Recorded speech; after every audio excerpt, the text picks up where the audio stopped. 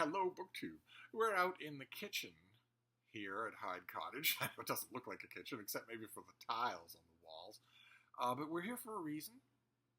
I had not thought about doing a library tour, shelf-by-shelf library tour at all, because my library is in such massive flux.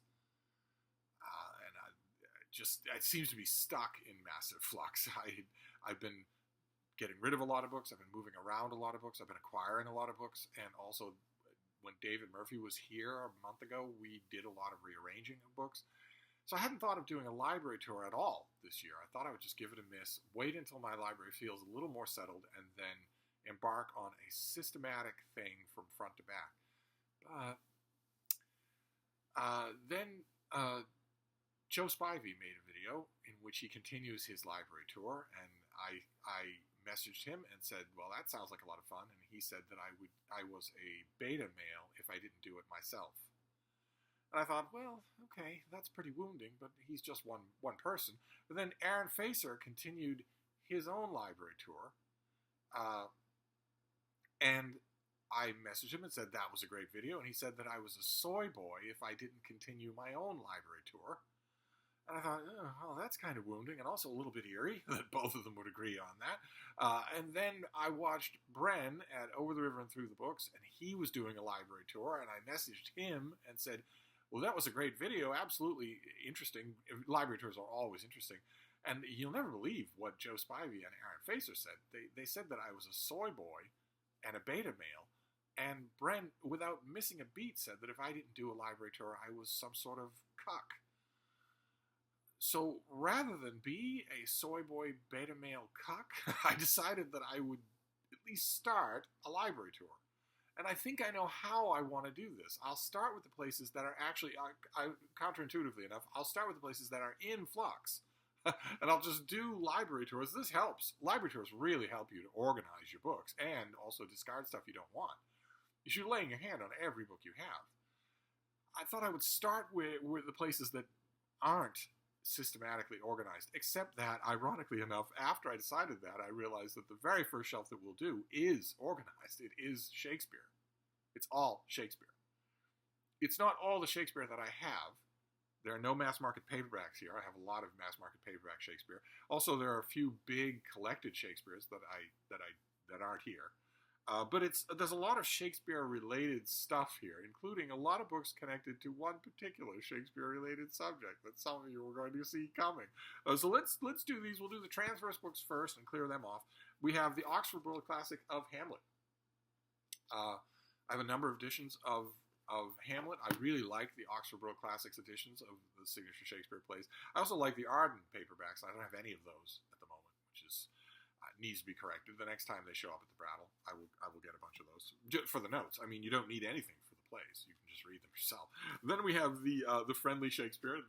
This series of books. They did the Friendly Dickens and the Friendly Universe and the Friendly Jane Austen. Here we have the Friendly Shakespeare, which has the whole of a play. Is that right? There's the whole of a play in here, or do they not waste the space? This is the neat thing about these. Okay, there's going to be little bits and pieces from everything in here, but I don't think there's a whole play in here. But this will be.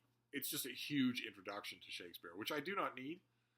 Everything in here is known to me, but I love the spirit that it's done in. I think it's just an adorable volume. Then we have this was done by Kenneth Muir and Stanley Wells. This was a series of books. I only have one of them. There were at least 5 others that I know of. These came out from Cambridge University Press. They are Aspects, the Aspects volume. This is Aspects of Hamlet, which will take you through the play, just analyzing the daylights out of it. Just analyzing the daylights out of it. Believe it or not, that is David Warner. That is a very, very young David Warner as Hamlet. He was a very, very good Hamlet.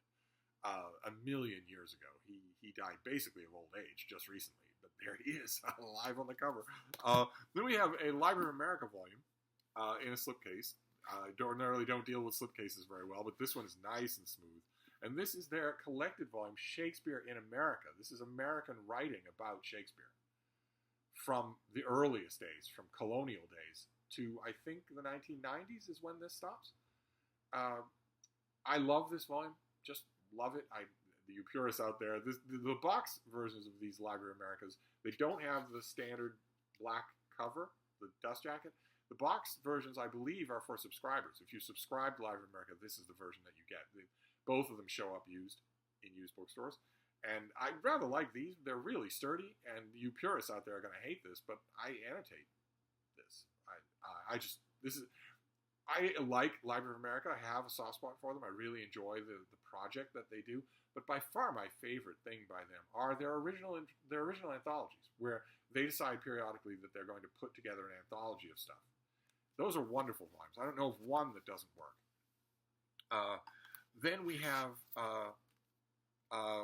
Katherine Duncan Jones. This is her book Ungentle Shakespeare. This is in really ragged shape. This actually survived both a flood and a fire. This version did. I'd love to see just a normal dust jacketed hardcover of this thing out in the wild. That would be great to replace this. Although this is a terrific volume of just analyzing Shakespeare.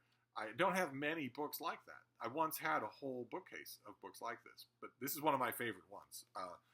Glad to. Okay, we want to make sure that we're not. How are we going to do this? All right, let's just put that back where it is. Okay. All right, now we get to the Shakespeare, the aspect of Shakespeare studies that I particularly like. I really do enjoy it. This is by Diana Price, and this is Shakespeare's Unorthodox Biography. And this is about the so-called authorship problem, the Shakespeare authorship problem, which you may have heard of. It goes back a long way. It's people saying that from what we know of the biography of William Shakespeare of Stratford-on-Avon, he could not have written the plays and poems that bear his name. That it's a huge stretch to say that the guy that we know from the documents we have could have written these things.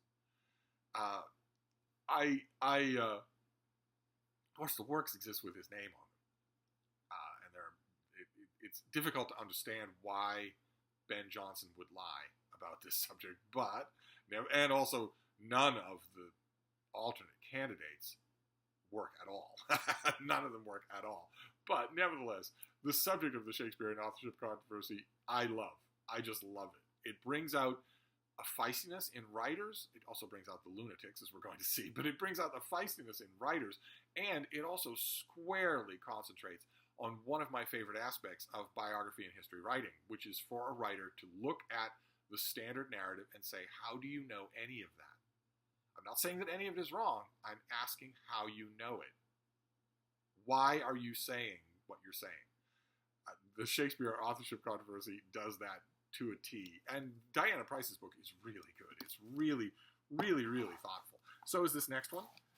This is by Mark Anderson. This is Shakespeare by Another Name. And it is basically a biography of the Earl of Oxford, Edward de Vere, who is, I think, probably right now the current front-runner candidate to be the guy who wrote Shakespeare's plays. Again, as I said, it doesn't work at all. If you are going to posit that Edward de Vere wrote the plays of Shakespeare, which is a big jump, it's a big thing for you to assert, you then have to make other assertions. And the first of those that you have to assert is that the dating that we have for all of the plays is all wrong. Otherwise, de Vere dies too early and could not possibly. You can't.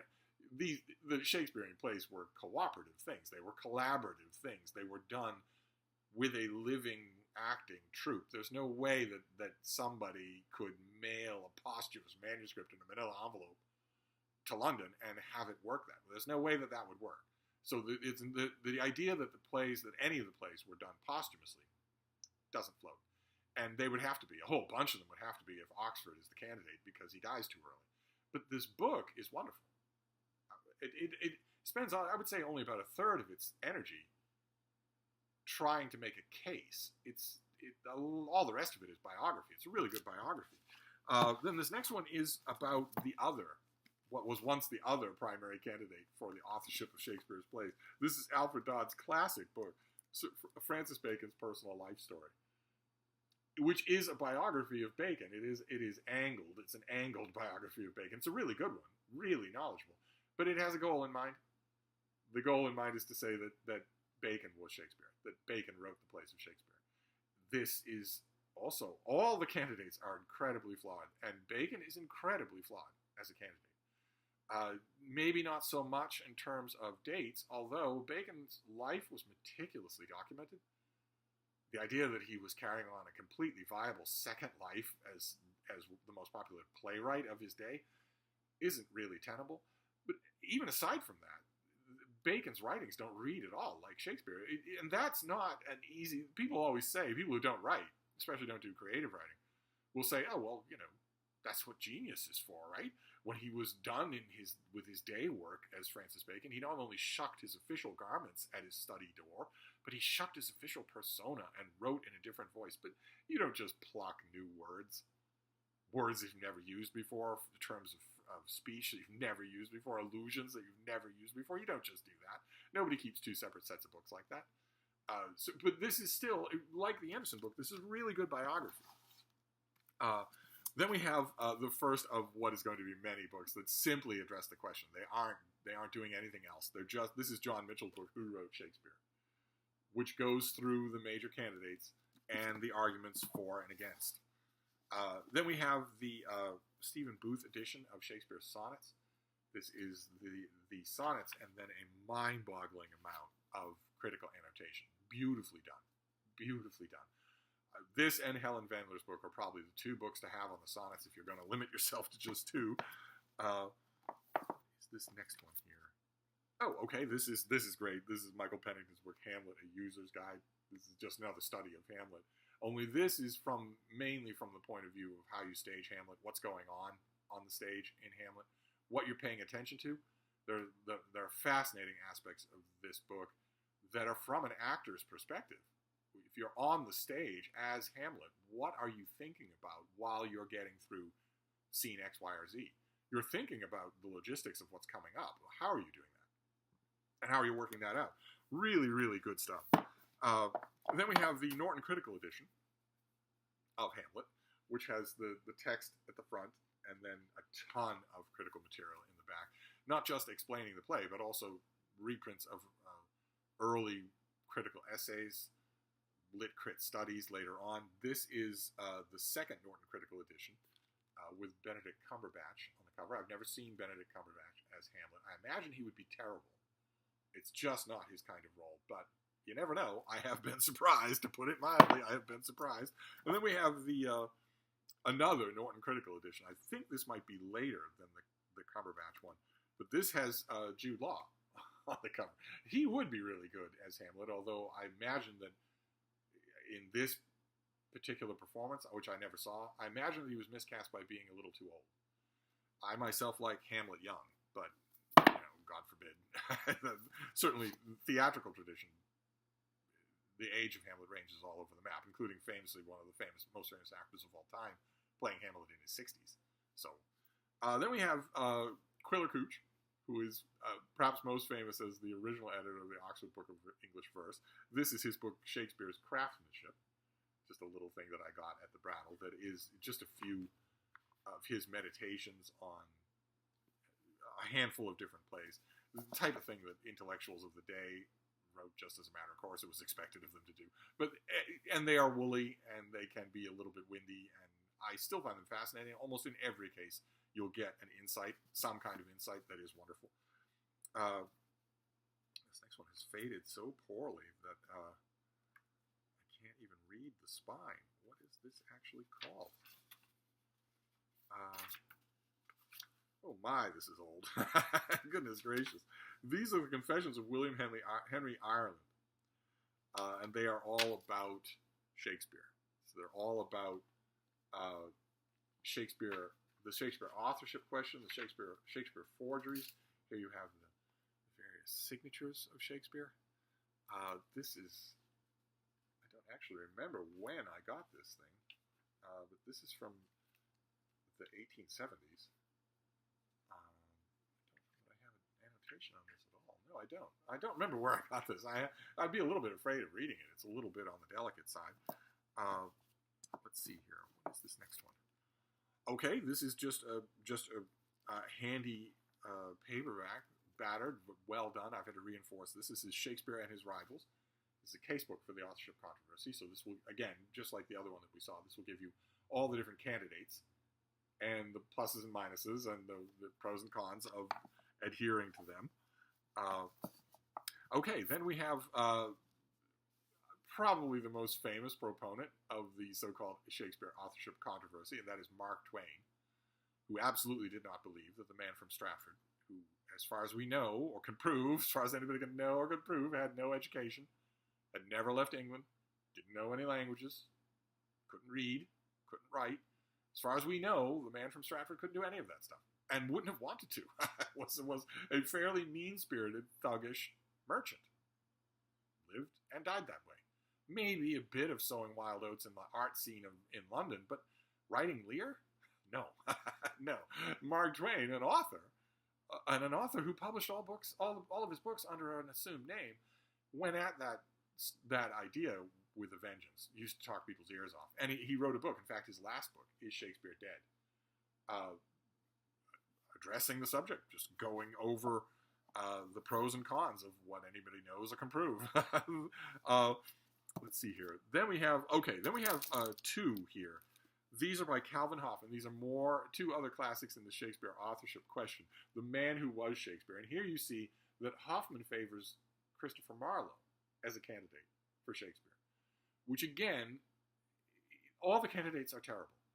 Marlowe is terrible because, unlike the Earl of Oxford, whose personal dates, his life and death dates, don't line up exactly with Shakespeare's productivity, Marlowe's don't line up at all.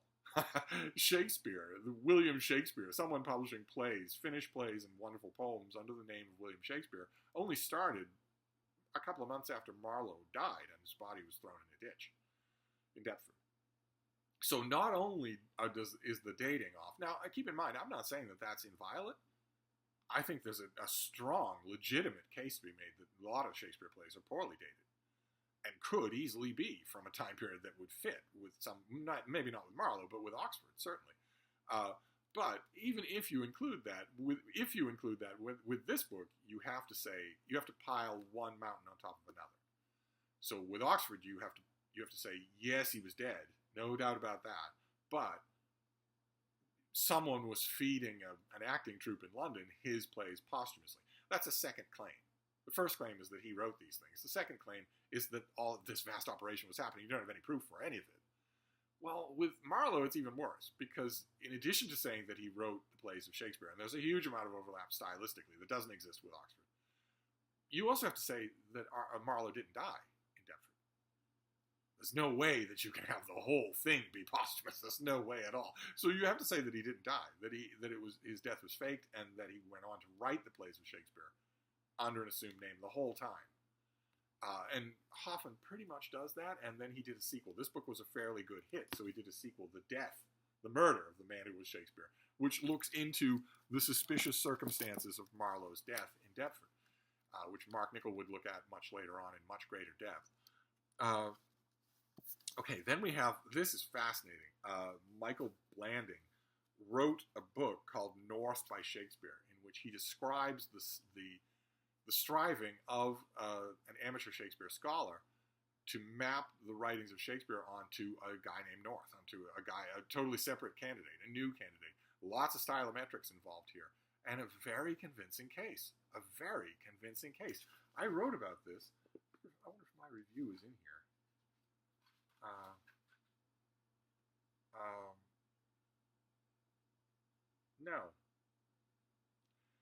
No, my review is not in here. But I really should pull this down, or pull it up, in this case, this is the low shelf, and read it again, because Robert Dudley comes up a lot in this book. He was North's patron. But I really should look at this again, but I loved it. Thought it was fantastic. If I remember correctly, I will leave a link to any of these things that I wrote about. Okay, then we have this John Mitchell again. Yes, it is. Oh my God, this is the UK trade paperback of Who Wrote Shakespeare.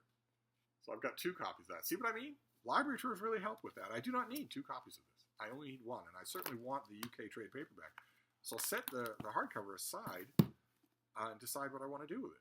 Great. Fantastic. That's why I love these things. Of course, I was shamed into doing this, but this is just the usual thing. It takes you through all the usual suspects of who the author thinks the candidates are. Then we have Graham Phillips and Martin Keatman. This is the Shakespearean Conspiracy. Again, you are on, I believe, on firm ground if you say that the guy from Stratford, the grain merchant, William Shakespeare, Stratford-on-Avon, if you say it really doesn't look like someone with his background could write any of the stuff that we attribute to him, you're on, I think, pretty firm ground. I don't think there's any contesting that at all. There's no hint of the man is missing. There's no hint of the artist in the man. It's only when you voyage afield from there, when you start proposing substitutes or conspiracies of one kind or another, it's only when you do that that you start to sink your own case, I think. Okay, then we have, this is by Nicholas Rowe. This is an introduction by Charles Nicholl. This is Nicholas Rowe's Little Life of Shakespeare. I think this came with a set of Shakespeare or maybe an audio set of Shakespeare. This little book, it doesn't have a price or anything on it because I don't think this was ever sold. This was the original printing that these people did. This little book, with, I believe, this introduction, has just recently been issued for money, has just recently been published on its own. But I think this came in like a box set of some kind that I got years and years and years ago. I don't even know where this came from, but it's amazing how much of what is just routinely rolled out in ordinary Shakespeare lives comes from this little account. And okay, so you think, all right, if 90% of Peter Ackroyd's life of William Shakespeare is just this thing, then okay, then let's dispense with the Peter Ackroyd or Will in the World or anything like that, and just go to this book and ask, how does Rowe know any of this? And you're amazed. The minute you do that, you realize he doesn't. He doesn't know any of this. He doesn't have any grounds for any of it on anything like what we would consider to be firm grounding. Let's see here. Okay, then we have Darrell Pinkinson. This is Marlowe's ghost. So we have another candidate for Marlowe here, with the famous graveyard scene from Hamlet. Then we have Joseph Sobran. This is alias Shakespeare, solving the greatest literary mystery of all time. Just totally fun to read. That's why I have so many of these things. There's James Shapiro, Contested Will, which goes at it from the traditionalist viewpoint. This is an actual advanced copy. But I got this from the publisher before we talked to each other. I got this in, when did this come out? 2010. Yeah, so long before I had a channel. And this is James Shapiro going at the standard approach to Shakespeare and shooting down all the conspiracy theories. And the last, no, it's not the last one. Then we have Claude Sykes. This is alias William Shakespeare, a much older look at the Shakespearean authorship controversy. Not a long thing, but this came out, I think, in the 40s. 1947. And it goes through all the standard bits, all the standard stuff that if you want to raise this question, you have to raise. You have to raise all the usual things. And then finally, the last thing here is pretty close to a conventional life.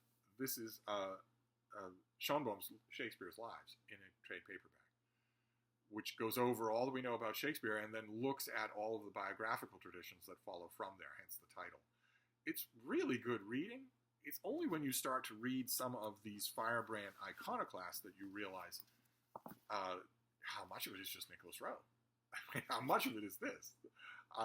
And once you do that, once you realize that, well, then you start to ask, all right, if all of this is Nicholas Rowe, then who is Nicholas Rowe? And how does he know anything of what he's talking about? And that starts to disturb. Once you start to dig into that, that starts to disturb. It won't upset the standard attribution, of course, and I'm not sure that I even want it to. I just love it. I think it's so much fun. Sorry, I'm arranging this as I talk. I think it's so much fun to just go at this subject that I can't get enough of it, obviously, since I have a whole shelf. But that begins my coerced library tour. That is shelf number 1.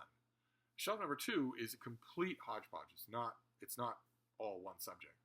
I just don't know if I should do it. I don't know if I should go on. I mean, don't I have more self-respect than to be bullied into a shelf tour by a bunch of dude bros? I would hope that I do, but maybe not. I am a thin-skinned influencer after all.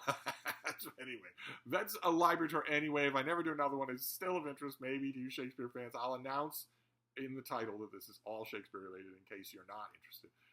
And now I'm going to try to get up, which the other library tour people don't have to worry about. But I have to worry about whether or not I can get up or I'm going to spend the rest of my life here on the floor.